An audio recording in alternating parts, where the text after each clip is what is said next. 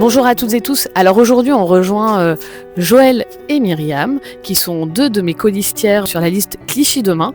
Et on va vous parler des écoles et on va dresser l'état des lieux, le bilan des deux mandatures de Rémi Museau.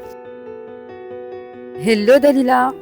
Vous êtes deux parents d'élèves élus, très investis sur la ville. Donc au niveau de l'éducation et des écoles à Clichy, quel état des lieux vous pouvez dresser des deux mandatures de Rémi Museau? Alors moi, ce que je trouve décevant avec les deux mandatures du maire sortant, c'est qu'on n'a aucun moyen de communication. C'est-à-dire on a beau écrire aux élus, donc à Madame Cabassé, on a beau lui écrire à plusieurs reprises, on reste sans réponse ou les réponses sont souvent floues et elles sont même pas accessibles quand on les rencontre dans la rue parce qu'elles n'ont pas du tout envie de communiquer avec nous plus que ça. Donc c'est vraiment ce qui me déçoit sur cette mandature.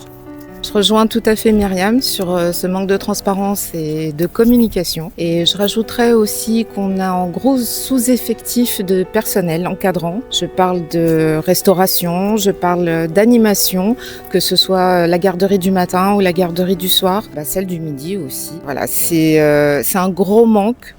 Tout le monde le ressent et les enfants en pâtissent. Nos enfants en pâtissent.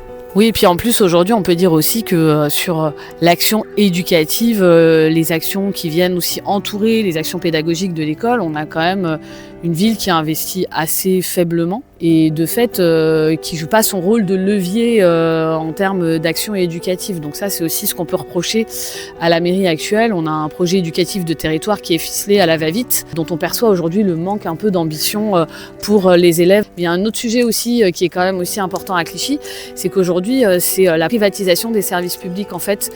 Et on voit que l'école, c'est aussi un peu le symptôme d'une vision de Rémi Museau du tout privé en fait. Donc il a fait une école privée et puis après il s'occupe pas des écoles publiques.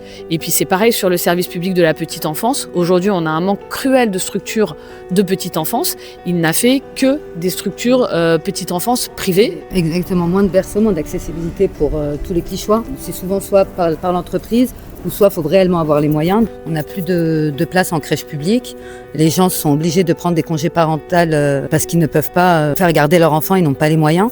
Et c'est ce qui met des familles en fragilité. Effectivement, ouais, c'est le coût du coup parce que les crèches privées sont quand même financées différemment par la CAF, donc le reste à charge est très lourd pour les familles. Et en particulier les familles monoparentales et les mères isolées.